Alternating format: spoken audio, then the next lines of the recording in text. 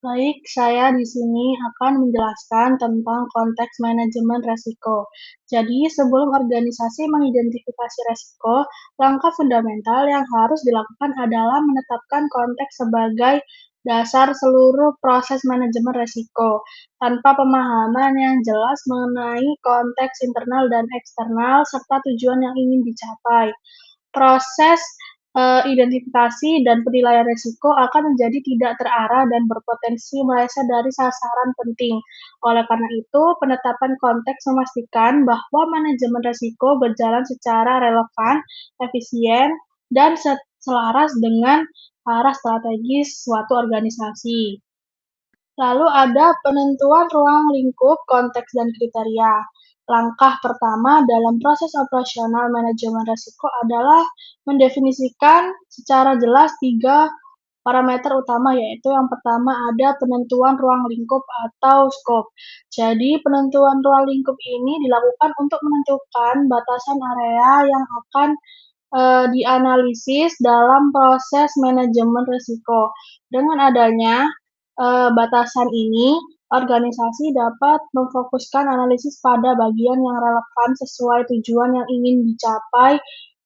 Ya, lalu ruang lingkup ini dapat meliputi, yaitu yang pertama ada divisi atau unit bisnis tertentu, lalu ada proyek atau program yang spesifik, lalu ada proses bisnis tertentu, misalnya proses pengadaan, dan yang terakhir itu ada aset tertentu, seperti pusat data utama. Kedua, ada penentuan konteks atau konteks. Nah, setelah ruang lingkup ini ditetapkan, langkah selanjutnya yaitu memahami kondisi lingkungan di mana ruang lingkup tersebut itu beroperasi. Pemahaman konteks ini penting untuk mengidentifikasi faktor-faktor yang dapat memengaruhi pencapaian tujuan organisasi. Lalu konteks ini meliputi, yaitu yang pertama ada konteks eksternal. Jadi faktor di luar organisasi seperti politik, ekonomi, sosial, teknologi, hukum, dan lain-lain. Lalu ada konteks internal. Jadi ini faktor yang di dalam organisasi seperti visi, misi, strategi, struktur organisasi, dan lain-lain. Lalu yang kedua ada penentuan kriteria resiko atau risk kriteria. Nah, penentuan kriteria resiko ini bertujuan untuk menetapkan dasar atau tolak ukur dalam mengevaluasi tingkat risiko. Kriteria ini harus ditetapkan sebelum proses penilaian risiko agar hasilnya konsisten dan objektif. Kriteria yang digunakan antara lain yaitu ada skala probabilitas, skala dampak, dan matriks risiko. Selanjutnya akan dijelaskan oleh rekan saya. Perkenalkan, saya Salwa Nurmaca Livia dengan NPM 24013010311. Berikutnya saya akan membahas terkait dari analisis konteks internal dan juga eksternal, di mana analisis konteks internal dan internal ini adalah proses pendalaman untuk memahami faktor-faktor spesifik yang membentuk lanskap risiko sebuah organisasi. Dalam proses ini merupakan penerapan praktis dari penetapan konteks dan memberikan input vital untuk identifikasi risiko. Nah, yang pertama itu kita akan membahas dari analisis konteks eksternal, di mana analisis ini itu bertujuan untuk memahami lingkungan eksternal organisasi untuk mengidentifikasi adanya tren, peristiwa, serta faktor luar yang menimbulkan risiko atau peluang. Di mana beberapa alat analisis yang umum digunakan yaitu ada analisis PESLE, di mana analisis ini itu menganalisis faktor-faktor politik, misalnya seperti stabilitas pemerintah, kebijakan perdagangan, ekonomi misalnya ada tingkat inflasi, pertumbuhan PDB atau produk domestik bruto, sosial misalnya tren demografi, gaya hidup, teknologi misalnya ada disrupsi inovasi, hukum itu ada perubahan undang-undang ketenagakerjaan, dan yang terakhir ada lingkungan, misalnya perubahan iklim dan peraturan lingkungan. Kemudian yang kedua ada analisis 5 kekuatan Porter, yaitu menganalisis adanya struktur persaingan dalam sebuah industri dengan melihat kekuatan tawar dari pemasok dan pembeli, ancaman produk substitusi, ancaman pendatang baru, dan tingkat persaingan di antara pemain yang ada. Kemudian ada analisis pemangku kepentingan, yaitu dengan mengidentifikasi pemangku kepentingan eksternal utama seperti pelanggan, regulator, pemasok, dan komunitas, dan memahami ekspektasi serta kekhawatiran yang ada.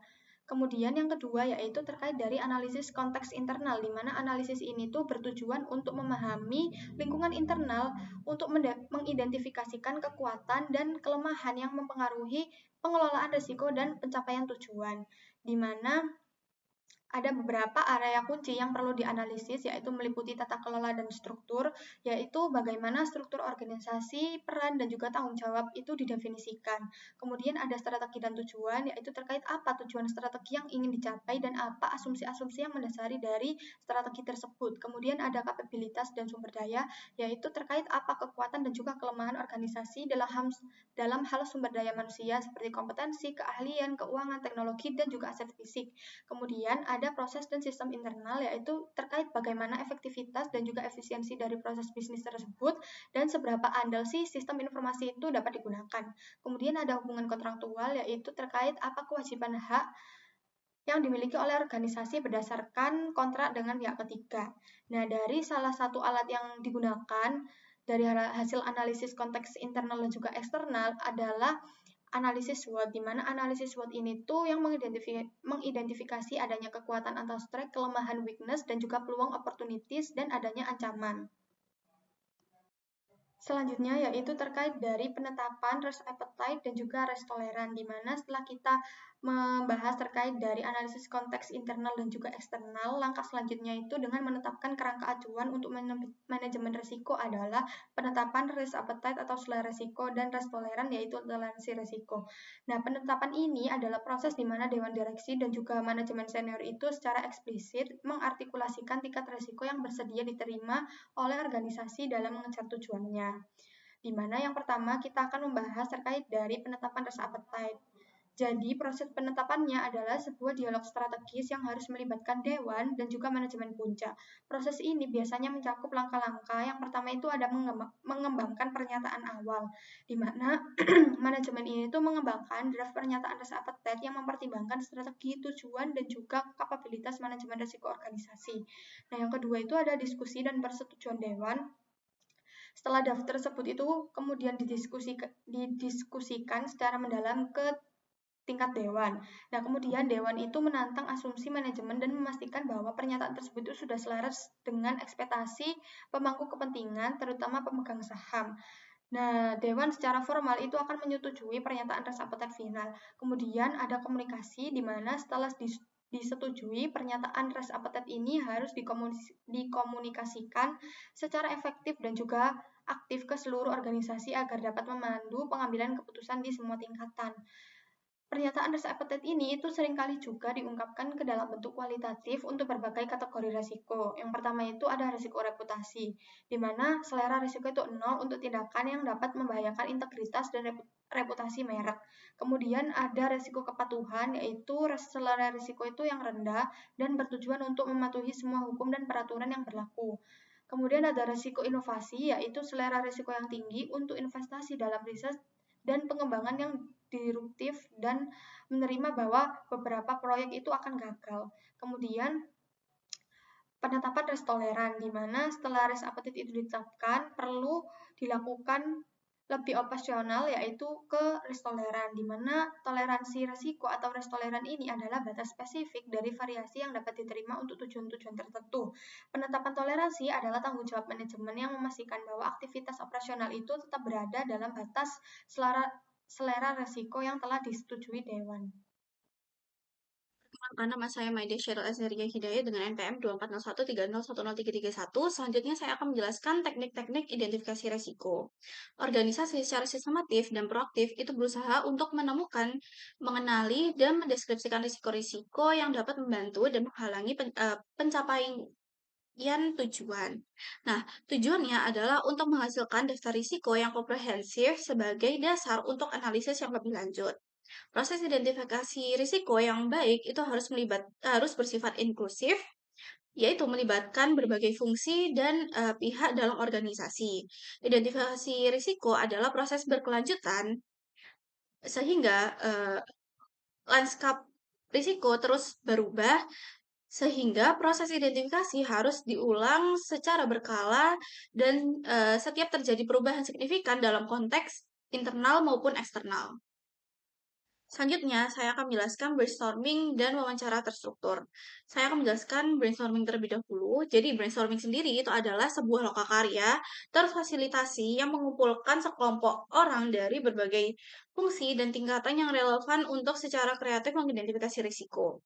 Keuntungan brainstorming sendiri itu adalah yang pertama, yaitu kemampuan menghasilkan sejumlah besar risiko dalam waktu yang relatif singkat. Yang kedua adalah mendorong pemahaman bersama serta rasa kepemilikan terhadap risiko di antara para peserta.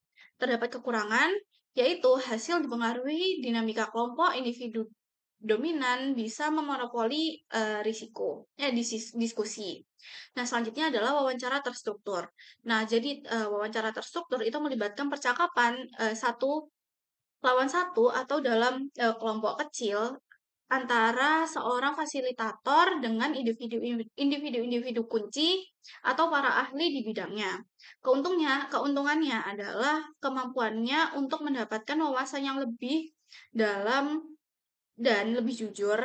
Kekurangannya adalah proses ini bisa memakai waktu yang lebih lama daripada brainstorming dan keberhasilannya itu sangat bergantung pada keterampilan pewawancara. Adalah analisis skenario dan SWOT. Analisis skenario dan analisis SWOT adalah teknik identifikasi risiko yang lebih analitis yang membantu organisasi untuk berpikir secara terstruktur mengenai masa depan dan posisi mereka saat ini. Yang pertama, saya akan menjelaskan analisis risiko terlebih dahulu. Nah, jadi analisis risiko sendiri itu adalah proses membayangkan dan menganalisis rangkaian kemungkinan masa depan yang masuk akal. Nah, tujuannya adalah untuk mengeksplorasi berbagai kemungkinan dan mengidentifikasi risiko dan peluang yang mungkin muncul dalam setiap skenario. Nah, analisis skenario itu dapat diterapkan dalam berbagai skala. Skala yang pertama adalah skala kecil. Nah, yaitu bisa sederhana bertanya, apa yang akan terjadi pada proyek kita jika pemasok utama kita bangkrut? Dan skala yang kedua adalah skala besar. Ini bisa melibatkan pengembangan beberapa narasi masa depan yang kompleks untuk seluruh industri berdasarkan kombinasi tren utama. Nah, selanjutnya adalah analisis SWOT. Nah, analisis SWOT itu merupakan singkatan dari Strengths, Weaknesses, Opportunities, dan Threats. Pengertian SWOT sendiri itu adalah alat perencanaan strategis klasik yang juga dapat diadaptasi secara efektif untuk mengidentifikasi risiko. Jadi yang pertama adalah kekuatan. Nah, kekuatan itu adalah atribut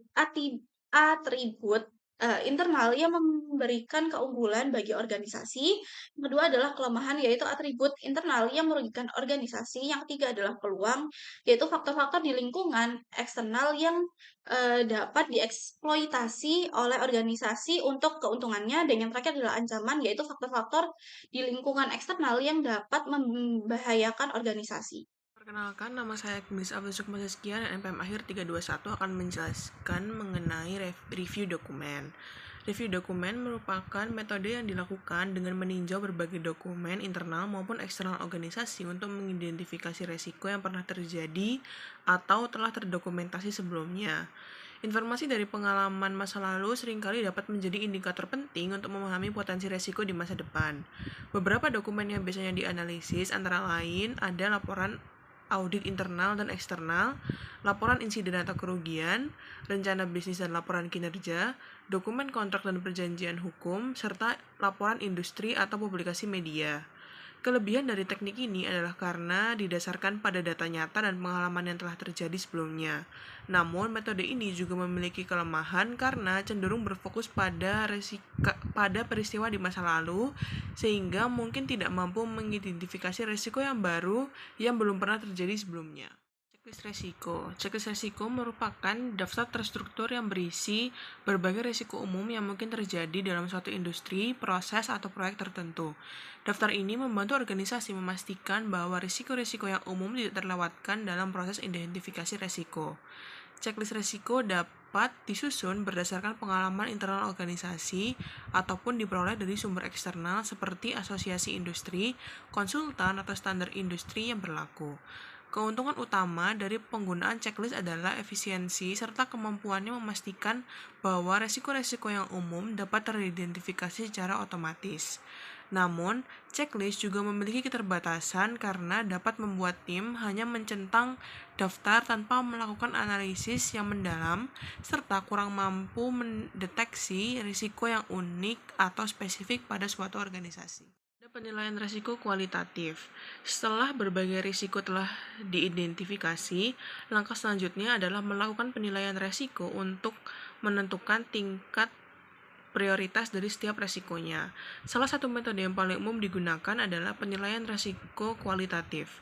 Metode ini dilakukan dengan menilai setiap resiko berdasarkan dua dimensi utama, yaitu probabilitas atau kemungkinan terjadinya resiko, serta dampak yang ditimbulkan apabila resiko tersebut terjadi.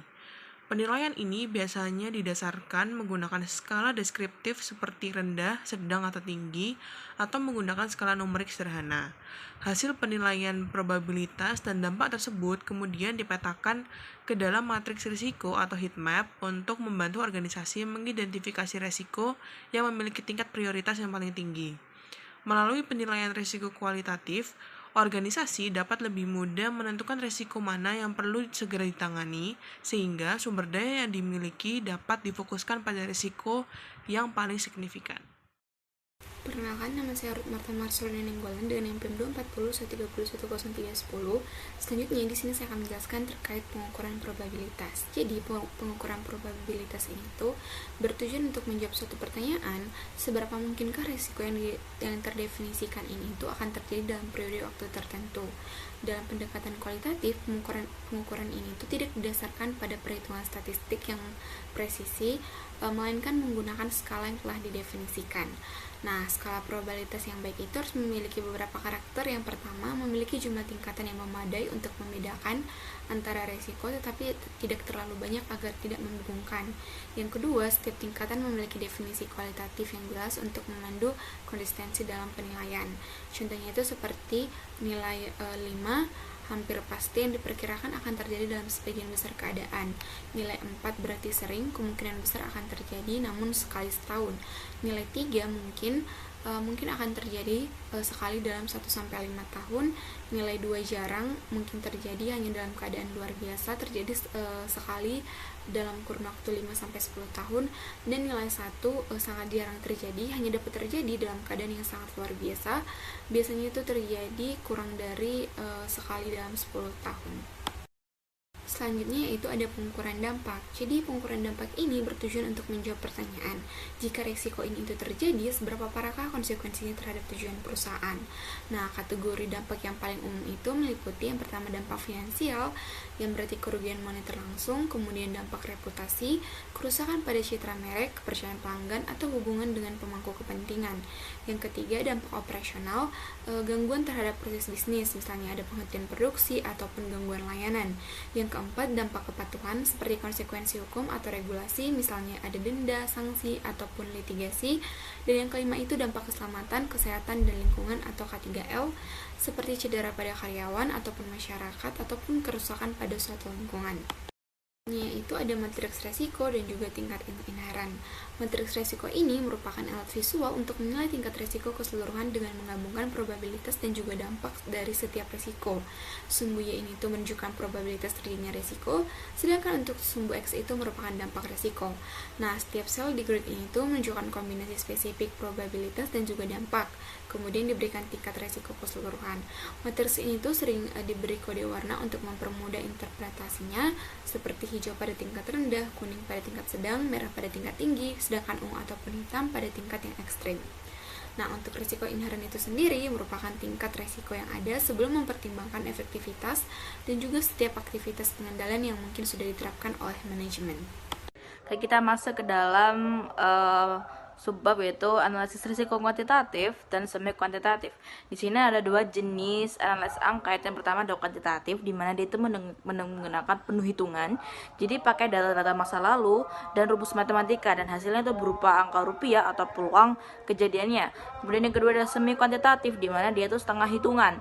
Tetap pakai skala, jadi misalkan 1-5 seperti risiko rendah, sedang maupun tinggi, tapi angkanya tuh bisa dikalikan. Misalkan kemungkinannya 3, skor dampaknya tuh 4, jadi skor risikonya itu 12. Kelebihan menggunakan analisis risiko seperti ini yaitu hasilnya itu dalam bentuk uang, jadi mudah dipahami oleh pihak manajemen. Bisa dipakai juga untuk hitung-hitungan untuk rugi tindakan pencegahan. Kemudian kecurangannya itu enggak semua resiko itu bisa dihitung, misalkan reputasi rusak.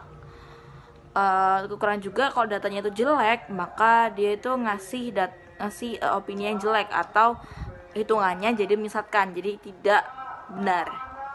Oke, di sini ada contoh kasusnya. Saya ambil 2 contoh kasus untuk perbandingan saja. Kasus yang pertama itu tuh sebuah perusahaan tuh ingin membeli asuransi untuk gudangnya, jadi untuk antisipasi bencana seperti kebakaran. Dan kasus yang kedua itu adalah risiko gagal bayar pinjaman dari nasabah untuk bank.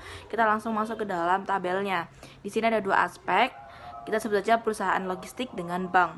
Nah, untuk perusahaan logistik itu tujuannya untuk membantu keputusan, untuk memutuskan enaknya membeli asuransi atau tidak. Sedangkan yang bank itu tuh dia tuh membantu untuk menentukan harga pinjaman dan celengan dana. Untuk probabilitasnya di sini ada perbedaan, di mana perusahaan logistik dia itu probabilitasnya cukup jarang. Dibilang cukup jarang karena dia cuma 0,1% dari setahun, cuma 0,001. Sedangkan yang probabilitas milik bank itu dia cukup sering di 2% atau 0,02 per tahun. Cukup sering. Dampaknya, meskipun perusahaan logistik ini probabilitasnya cukup jarang, tapi dia itu sekali bencana atau sekali ada kerugian, dia tuh ruginya rugi besar. Itu seharga 200 miliar atau seharga 200 miliar. Sedangkan yang bank itu hanya sebesar 20 juta, kecil. Tapi yang bank ini meskipun kecil, tapi dia sering. Expected loss-nya di sini tuh kita pakai rumus probabilitas dikali dampak. Jadi expected loss dari milik perusahaan logistik itu seharga 200 juta. 0,001 kali 200 miliar atau 200 juta. Sedangkan yang bank dia tuh expected loss-nya 1 juta per tahun. Nah, di sini kita bisa lihat. Di sini di kasus pertama ada penawaran asuransi di mana perusahaan tuh perusahaan itu ditawarkan untuk membeli asuransi sebesar 150 juta per tahun. Jadi di sini kita bisa lihat bahwa perhitungan seperti ini tuh dapat mengurangi resiko, dapat mengurangi biaya yang timbul yang banyak. Seperti kalau misalkan si perusahaan logistik ini tidak mengambil asuransi atau misalkan tidak menyetujui penawaran ada asuransi, dia harus membayar 200 juta. Jika ada terjadi harus membayar 200 juta per tahunnya.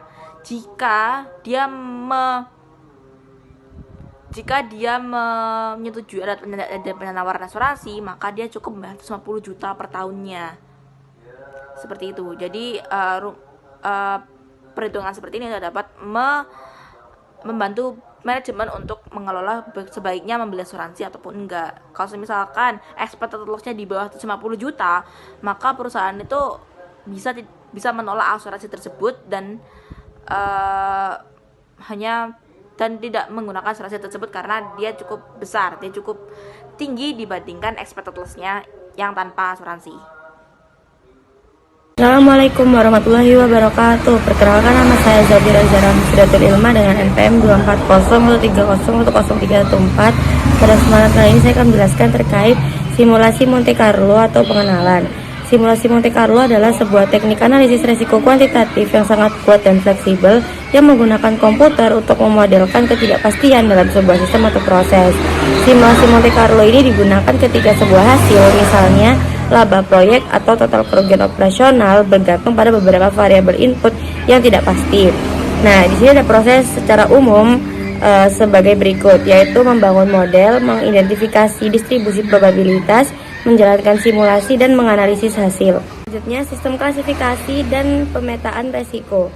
Setelah resiko diidentifikasi dan dinilai, langkah selanjutnya adalah mengelompokkan dan menyajikan secara jelas agar bisa digunakan dalam pengambilan keputusan. Proses ini dilakukan untuk klasifikasi dan pemetaan resiko serta dirangkum dalam risk register yang berisi informasi penting tentang setiap resiko.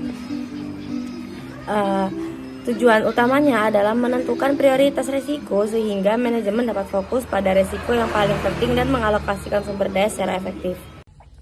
Perkenalkan, nama saya Clarita Ratu Marsyana Murti, dan di sini saya akan menjelaskan tentang kategori resiko berdasarkan tipe. Nah, kategori resiko adalah proses mengelompokkan resiko berdasarkan karakteristik atau sumber yang sama agar lebih mudah dikelola. Nah, manfaatnya sendiri yaitu membantu organisasi memahami gambaran besar resiko yang dimiliki, mempermudah pembagian tanggung jawab, serta membuat pelaporan kepada manajemen menjadi lebih ringkas dan jelas. Nah, kategori utamanya sendiri ada 4, yaitu yang pertama strategis. Nah, strategis ini tuh berkaitan dengan pencapaian tujuan organisasi. Yang kedua ada operasional. Nah, operasional ini tuh berkaitan dengan aktivitas sehari-hari. Yang ketiga ada keuangan. Nah, keuangan ini berkaitan dengan kondisi dan pengelolaan keuangan. Yang keempat ada kepatuhan. Nah, kepatuhan ini berkaitan dengan hukum dan regulasi. Lalu yang selanjutnya ada pemetaan risiko, risk mapping, dan heat map. Nah, pemetaan risiko adalah proses memvisualisasikan hasil penilaian risiko, biasanya menggunakan heat map atau peta panas untuk memudahkan pemahaman. Nah, heat map sendiri ini merupakan tampilan grafis berbentuk matriks yang menunjukkan tingkat risiko berdasarkan probabilitas dan dampak. Nah, warna seperti hijau, kuning, dan merah ini digunakan untuk menunjukkan tingkat resiko dari rendah hingga tinggi. Nah, manfaatnya sendiri yaitu membantu menyederhanakan informasi resiko yang kompleks menjadi lebih mudah dipahami, sehingga manajemen dengan cepat melihat kondisi resiko secara keseluruhan. Nah, informasinya ditampilkan sendiri yaitu ada 3, yaitu resiko utama. Nah, resiko utama itu adalah resiko dengan dampak dan probabilitas tinggi. Lalu yang kedua ada konsentrasi resiko. Ini tuh pengelompokan resiko pada area tertentu. Yang ketiga ada perubahan resiko, yaitu perbandingan kondisi resiko dari waktu ke waktu. Nah, penggunaannya dapat digunakan untuk membandingkan resiko inherent dan resiko residual. Lalu yang kedua ada membantu menilai efektivitas pengendalian risiko. Nah, keterbatasannya sendiri tuh heat map menyederhanakan kondisi nyata sehingga tidak dapat menunjukkan semua detail risiko seperti keterkaitan antar risiko atau kecepatan munculnya risiko. Lalu yang selanjutnya saya akan menjelaskan tentang prioritas risiko berdasarkan tingkat signifikasi. Nah, prioritas risiko adalah proses menentukan urutan penanganan risiko berdasarkan tingkat signifikasinya. Hal ini penting karena organisasi memiliki keterbatasan sumber daya sehingga perlu fokus pada risiko yang paling penting terlebih dahulu. Nah, tingkat risiko dari rendah hingga ekstrim menjadi dasar dalam menentukan prioritas dan tindakan yang harus dilakukan. Nah, tingkat risiko dan penanganannya sendiri ada 4. Yang pertama ekstrim, ini tuh harus segera ditangani oleh manajemen puncak. Yang kedua tinggi, perlu rencana penanganan khusus dan perhatian serius. Yang ketiga sedang, ini dikelola melalui prosedur rutin dan pemantauan. Yang keempat rendah, ini tuh cukup dipantau tanpa tindakan yang khusus. Nah, melalui proses ini organisasi dapat menyusun profil risiko, yaitu gambaran risiko utama yang dihadapi dan menjadi fokus utama dalam pengambilan keputusan. Nah, selain itu prioritas juga dapat dipengaruhi oleh beberapa faktor, yaitu kecepatan risiko, ini tuh seberapa cepat berdampak, lalu keterkaitan risiko, ini tuh hubungan antar risiko, lalu yang ketiga tingkat ketidakpastian penilaian. Nah, dengan mempertimbangkan semua faktor tersebut, organisasi dapat menentukan prioritas risiko secara lebih tepat dan efektif.